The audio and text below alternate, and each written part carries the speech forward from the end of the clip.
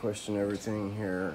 This is the Scorpion Evo 3D printable brace from AWCY.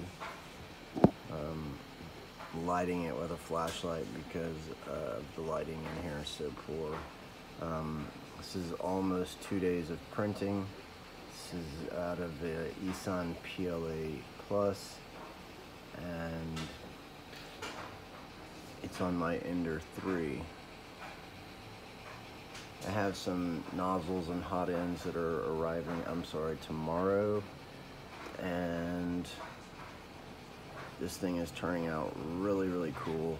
Always wanted one, just never wanted to take the time to print it because it's a long print. So I'm excited to be popping this off the hotbed. It's at 90% shortly, and following up with a video. As you can see, there's tree supports. Take a little bit of cleaning up. I'll have a reveal later.